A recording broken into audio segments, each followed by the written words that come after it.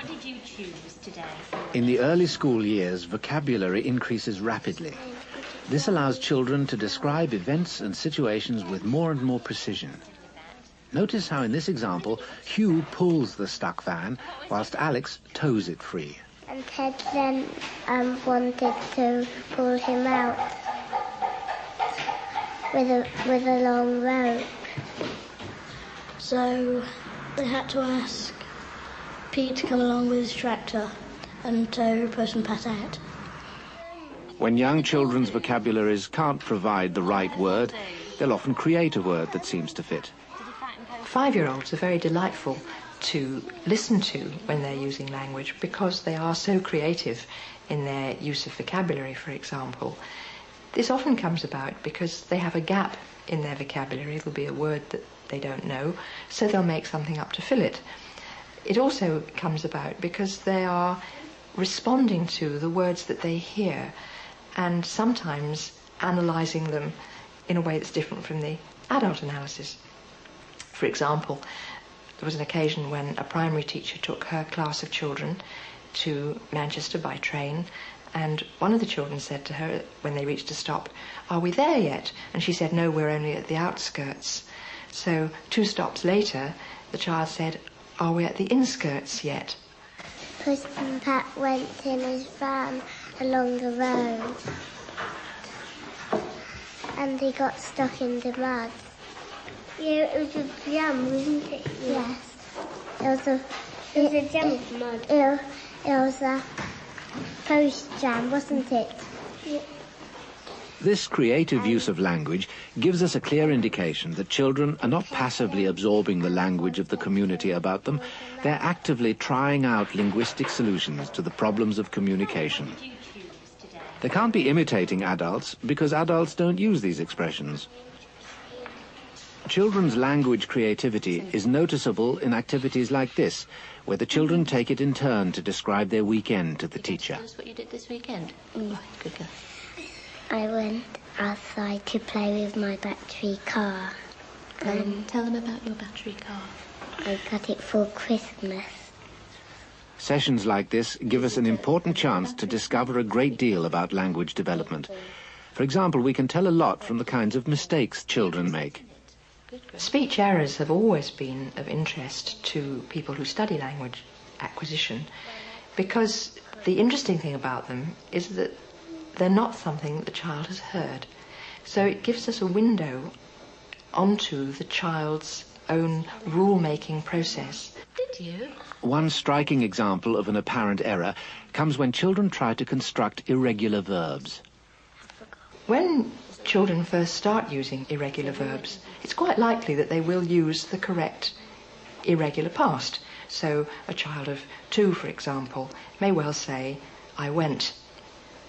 Then, as they get a little bit older, they may start using the wrong irregular form. So they'll say goed or comed instead of went and came. I went to Woolworths and we tried to spend our gift vouchers and we did, and I spent a dinosaur. And his ears can come off and on. And His ears can come off and on? Yeah. Oh. Sometimes parents think this is a sign of regression. It looks as if the child is getting worse. But in fact, of course, it's a sign of learning, because although the children don't know that these things are verbs, they only put these ed endings on words that are verbs in English, and so they have learnt the category of verb. They have learnt that verbs have both a present and a past tense, and they've learnt how it is made in a regular way in English. And that's a lot of learning. Stuart. Stuart's contribution shows very few grammatical errors, but notice his unusual use of descriptive terms like thin, his use of gestures which are not quite in sync with his speech, and the way he changes topic abruptly without signalling. What I did this weekend. All right, you tell us what you did this weekend. I played at home with my electric train. I got it for Christmas. How exciting. And where have you got your electric train? Well, it's first it was in the television room, now it's going into my bedroom.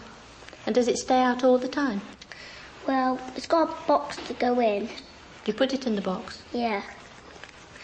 And it was the biggest present that Father Christmas gave me. Can you show us how big it was, the box? Well, it was about that wide and about that thin. Very exciting to have such a big parcel. Did you know what was in it? I didn't know. Or were you very excited when you opened it? And then last Christmas, I got this enormous present as well. And it was a big garage, and it was about that long and about that fat. And had you asked Father Christmas for the garage or the train set? Well, I was asked for the train set and the garage. Well, you're very lucky that he remembered, that he knew and brought them, aren't you? And that pen there is old as well.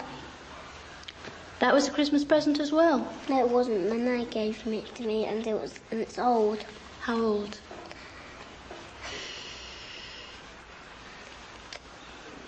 I don't know, but it is quite old. An important part of developing the full range of adult language involves using language in a variety of contexts. In the playground, children can be seen literally playing with words. When children are playing, we see them using language as part of their social relationships, but very often language becomes a source of the game itself, and it's striking how many children's games depend upon language to work.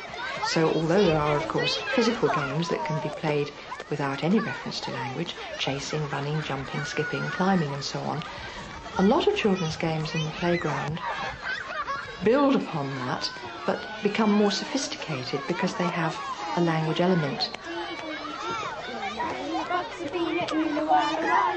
Inspiration, education, I like you. Down, down, baby, down like the roller coaster, sweet, sweet baby, no place to go.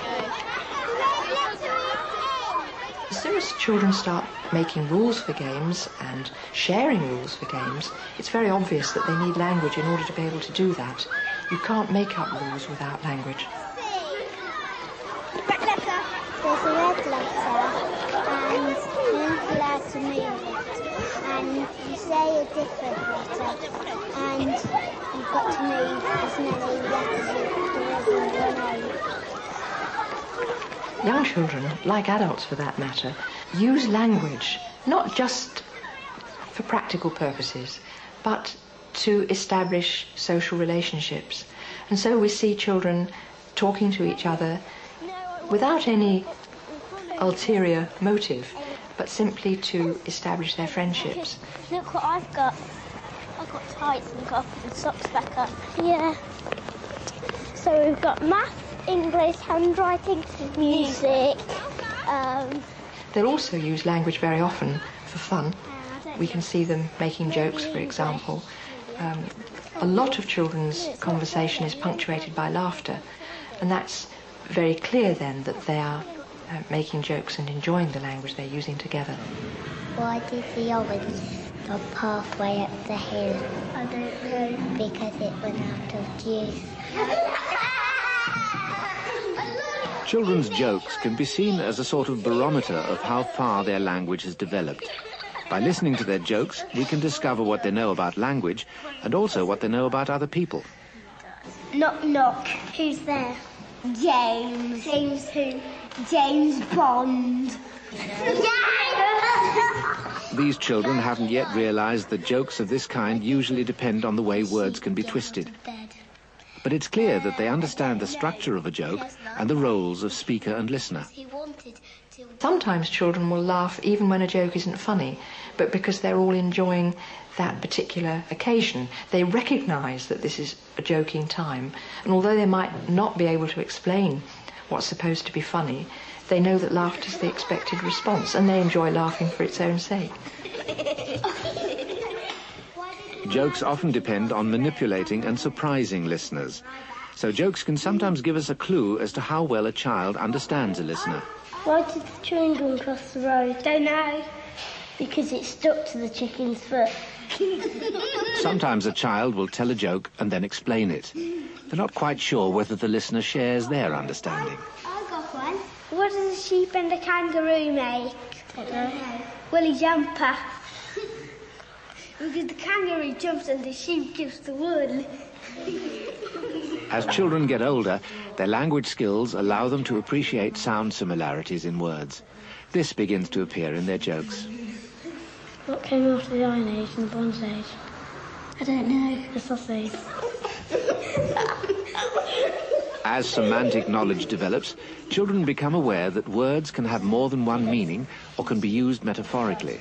This allows jokes where both meanings become apparent. Why did the hedgehog cross the road? Don't know. To see his flatmate.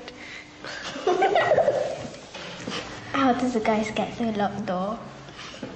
How? With a skeleton key. Older children become more confident in assuming that their listeners share the background knowledge that's needed to understand the joke. What do you call a blind dinosaur? I don't know. Do you think he saw us? What do you call a blind dinosaur's dog? I don't know. Do you think he saw us, Rex? It's clear that to reach this level of understanding, children's language development has come a long way from the early school years. Young children need to develop the skills they already have in grammar and vocabulary and learn new skills in constructing narrative. Just as important, they need to develop an awareness of what others know. As good communicators, they must understand language and people so that they can inform, question, and entertain. A hen went to the library. He went, book, book, book. So the lady in the library said, if I give him a book, he'll go away. Next day, the hen came back. He went, book, book, book. So the lady gave him another book and he went away. The next day, the hen came back and said, book, book, book. So the lady gave him another book and he went away. But she followed him this time. Soon the hen came to a farmyard. She swam in the pond to this big frog. She showed the book to the frog, and the frog said, read it, read it, read it, read it.